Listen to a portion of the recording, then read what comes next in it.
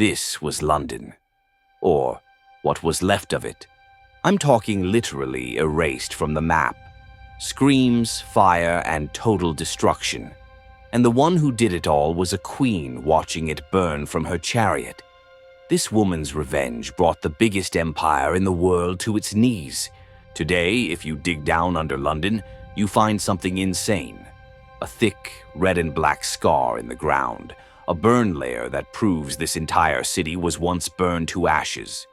This was all done by one woman, Boudica, queen of the Iceni. Her rebellion was so crazy it destroyed 3 major Roman cities and wiped out 80,000 people.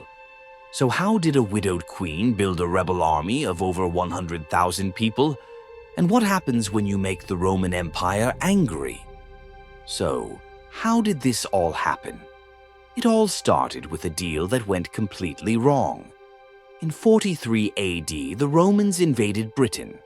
Most tribes fought back, but this one king, Prasutagus, decided to make a deal. He became a client king, which basically means Rome let him keep his throne as long as he paid them. For a while, it actually worked. But when the king was dying, he tried a 500 IQ move to protect his family. In his will, he made the Roman emperor a co-heir right next to his own daughters.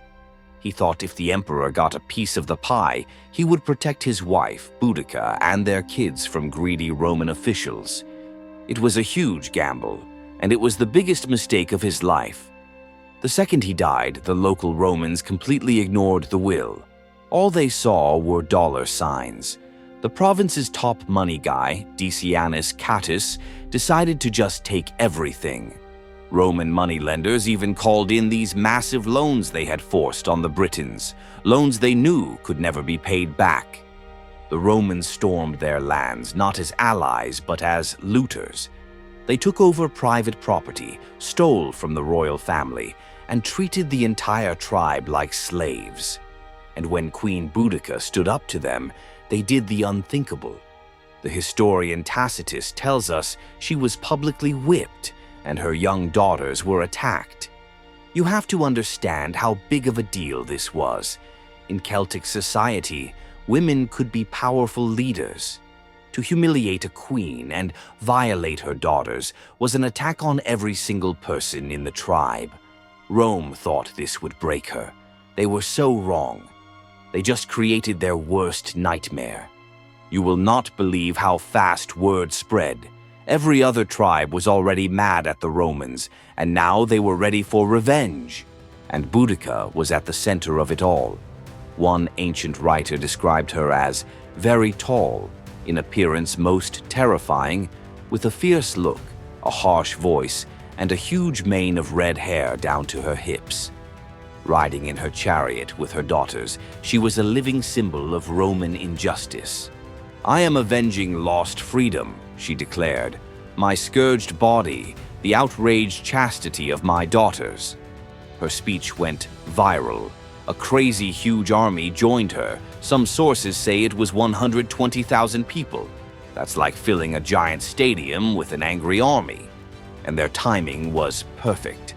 The Roman governor of Britain, this hardcore general named Gaius Suetonius Paulinus, was literally hundreds of miles away on an island, wiping out the Druids.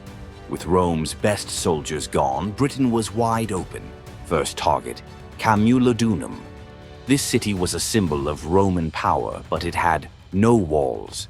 The rebels hit them with insane speed. The Roman soldiers inside were completely caught off guard. They hid in a stone temple for 2 days before the rebels stormed it, wiped everyone out, and burned the entire city to the ground.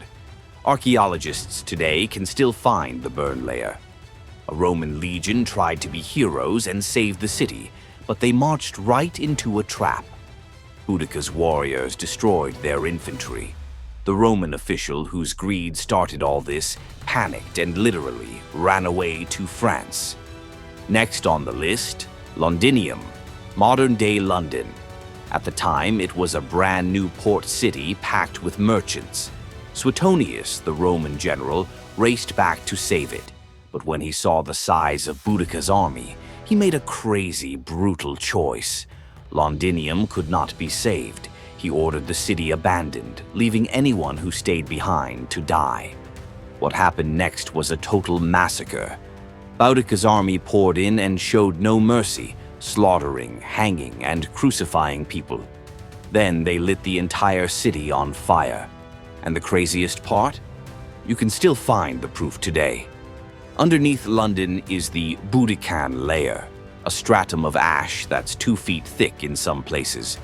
They literally erased the city.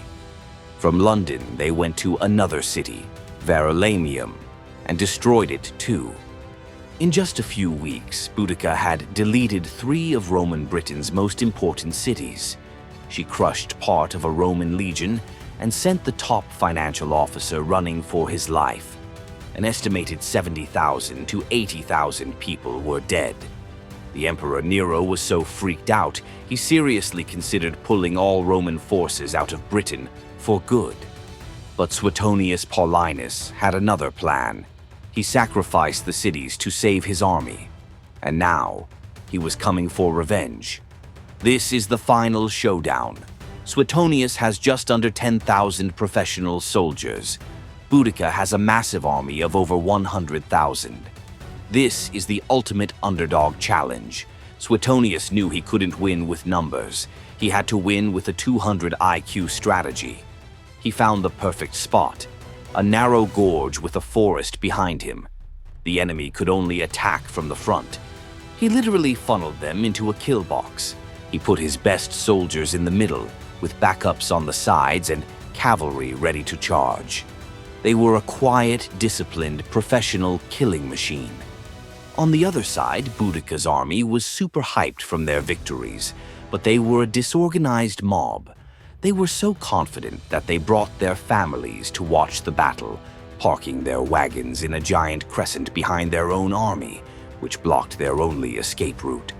This was a fatal mistake. Boudica gave an epic speech telling her warriors to fight for freedom, yelling, "Conquer on this field or die." Suetonius was way colder. He told his men to ignore the noise. He said, "There are more women than men in their ranks. Just win, and you will have everything." The battle started.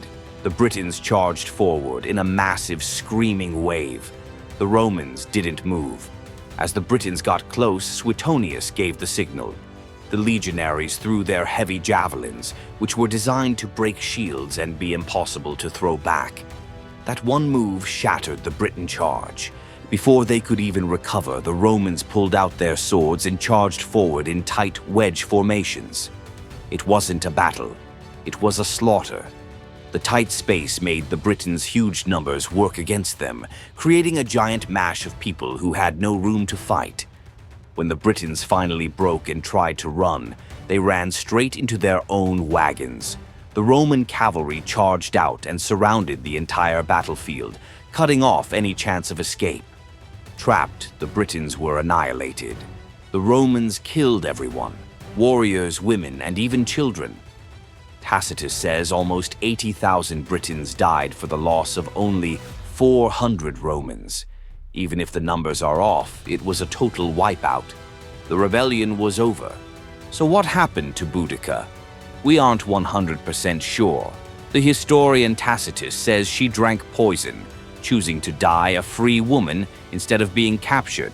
Her body was never found. Rome's revenge was swift and brutal. Suetonius went on a rampage, burning the lands of any tribe that helped Boudica. They destroyed homes and crops, causing a massive famine that killed even more people. The Roman commander who chickened out of the final battle even took his own life because he was so ashamed. But the insane level of violence made Emperor Nero realize something. Being brutal all the time wasn't working.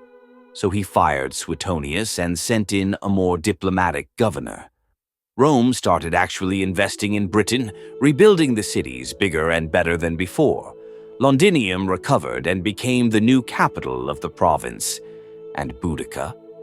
Unbelievably, she was basically forgotten for 1,500 years.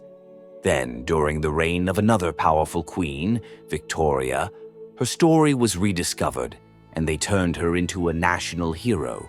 They even built that famous bronze statue of her that stands right next to the Houses of Parliament today. The woman who burned London to the ground is now a hero in the very city she destroyed. How crazy is that? The story of Boudica is a timeless tale of defiance. It's a story of how one person's suffering can start a massive rebellion, and how history changes its heroes and villains. For a terrifying moment, she almost defeated a superpower, and even though she lost, her legend as a warrior queen fighting for freedom will never be forgotten. So, I got to know what you guys think. Was Boudica a heroic freedom fighter or a brutal villain who massacred thousands? Let me know in the comments below.